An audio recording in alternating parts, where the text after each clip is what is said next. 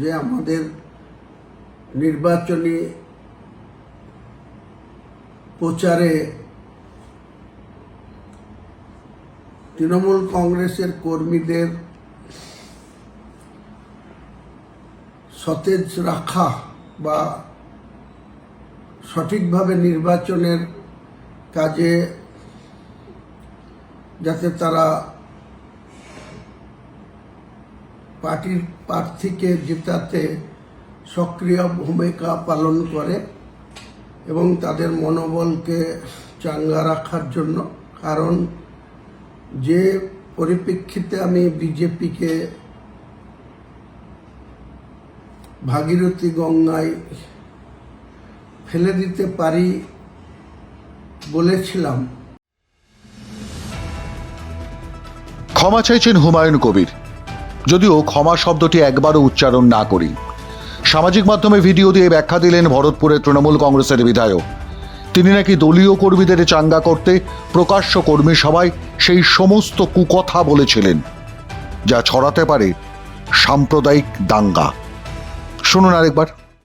কত ধানে কত চাল হয়, 2 ঘন্টার মধ্যে তোমাদেরকে যদি ভাগীরথীর গঙ্গায় না ফেলতে পারি রাজনীতি থেকে সরে যাব, শক্তিপুর এলাকায় বসবাস করা বন্ধ করে দেবো। এখানে তোমরা হাতির 5 পা দেখেছো, কিন্তু যদি ভেবে থাকো যে 30% লোক মুর্শিদাবাদ জেলায় আর আমরা 70%, এখানে কামনগরে তোমরা বেশি আছো বলে কাজীপাড়ার মসজিদ ভাঙবে আর বাকি এলাকার মুসলমান ভাইরা হাত গুটিয়ে বসে থাকবে, এটা কোনোদিন হবে না।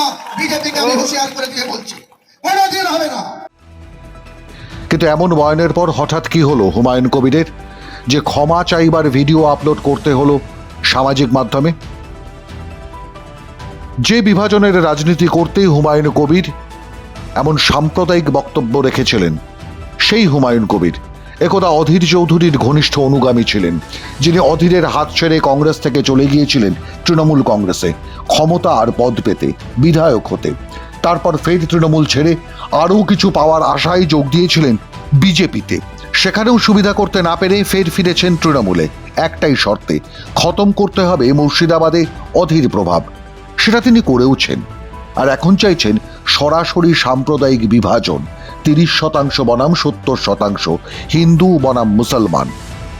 শান্ত মুর্শিদাবাদের জমিতে চাষ করতে চাইছেন জগৎ শেঠ মির্জাফরদের উত্তরাধিকার। কিন্তু নির্বাচনী বিধিভঙ্গের দরজায় দাঁড়িয়ে এখন ভরতপুরের তৃণমূল কংগ্রেস বিধায়ক হুমায়ুন কবিরকে ক্ষমা চাইতে হচ্ছে, যদিও ক্ষমা শব্দটি একবারও উচ্চারণ না করি, এমনকি দুঃখ প্রকাশটুকুও করেননি, বরং তিনি ব্যাখ্যা করেছেন তার ওই কদর্য সাম্প্রদায়িক বাটোয়ারার ভাষণের। আমি সেদিন কিছুটা উত্তেজিত হয়েছিলাম একটাই কারণে, এখানকার কিছু লোকাল ছেলে তারা আমাকে যেভাবে কটূক্তি, আমাকে যেভাবে সাম্প্রদায়িক আখ্যা দিয়ে ফেসবুক করছে, যেভাবে আমার বিরোধিতায় তারা রাস্তায় নামছে, তার প্রতিবাদ স্বরূপ, তাদেরকে থামানো স্বরূপ আমি বলেছিলাম যে আমরা এখানে যথেষ্ট শক্তিশালী সংগঠন নিয়ে তৃণমূল কংগ্রেস মুর্শিদাবাদ জেলায় বিলং করে। তিনি জানিয়েছেন 99% জেলা পরিষদের আসন, 96% পঞ্চায়েত সমিতির আসন বা 95% গ্রাম পঞ্চায়েতের দখল তৃণমূল কংগ্রেসে। সেখানে তারা নিরঙ্কুশ। জেলায় সাম্প্রদায়িক সম্প্রীতি রক্ষা করার দায় সেই তৃণমূল কংগ্রেস বা রাজ্য শাসন করা মমতা বন্দ্যোপাধ্যায়ের সরকারের প্রশাসন বা পুলিশের নয়। সম্প্রীতি রক্ষার দায় আগে নাকি বিরোধীদের। কিন্তু হুমায়ুন কবির ভুলে গেছেন সংখ্যাগুরু মৌলবাদের হুঙ্কার সংখ্যালঘুদের আতঙ্কিত করে, উগ্র করে আর হিংস্র করে। সেই ঘটনাই ঘটেছে বেলডাঙ্গায়। সনাতনী সমাজের পক্ষ থেকে মিছিল করে শাস্তি দাবি করা হয়েছে বিধায়কের। প্রশ্ন তোলা হয়েছে কেন তার বিধায়ক পদ বাতিল হবে না।